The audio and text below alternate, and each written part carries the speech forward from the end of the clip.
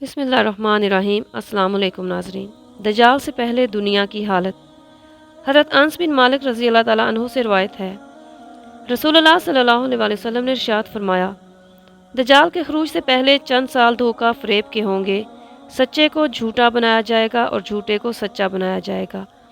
ख़यानत करने वाले को ईमानदार बना दिया जाएगा और ईमानदार को ख़यानत करने वाला करार दिया जाएगा। और उनमें रुबीज़ा बात करेंगे। पूछा गया, रुबीज़ा कौन है? फरमाया, घटिया, फासिक व फाजिर लोग, वो लोगों के अहम मामलात में बोला करेंगे।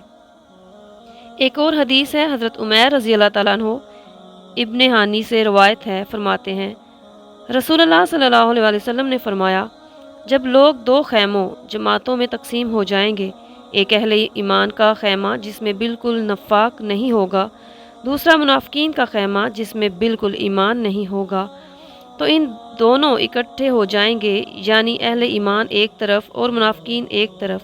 तो तुम दज्जाल का इंतज़ार करो कि आ जाए या कल।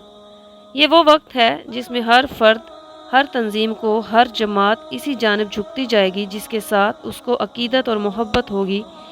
कुरान करीम में इरशाद है, क्या जिनके दिलों में खोट है वो ये समझ बैठे हैं कि अल्लाह उनके दिलों में छुपे हुए कीना को ज़ाहिर नहीं करेगा, बल्कि अल्लाह ज़रूर उनके कीना और हसद को ज़ाहिर करके रहेगा।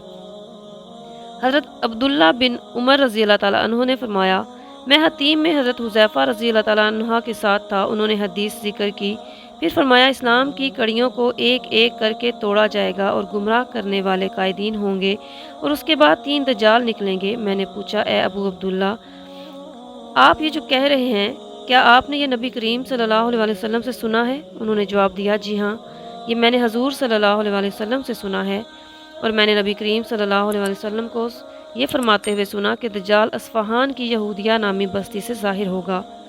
ये रवायत काफ़ी तवील है, जिसका कुछ हिस्सा ये है, 3 चीखें होंगी जिसको अहले मशरिक़ व अहले मगरब सुनेंगे। ए अब्दुल्ला, जब तुम दज्जाल की खबर सुनो तो भाग जाना। हज़रत अब्दुल्ला बिन उमर रज़ी अल्लाह ताला अन्हु फरमाते हैं कि मैंने हज़रत हुज़ैफ़ा से दरियाफ़्त किया कि अपने पीछे वाले अहलो-याल का मैं क्या करूँगा? हज़रत हुज़ैफ़ा रज़ी अल्लाह ताला अन्हु ने फरमाया कि इनको हुक्म देना कि वो पहाड़ों की चोटियों पर चले जाएं।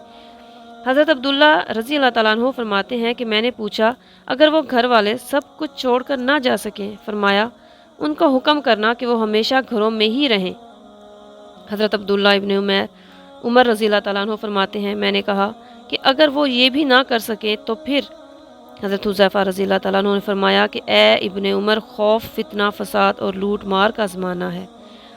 हज़रत अब्दुल्ला रज़ी अल्लाह ताला अन्हु फरमाते हैं कि मैंने पूछा, ए अबू अब्दुल्ला, क्या इस फितना और फसाद से कोई नजात है?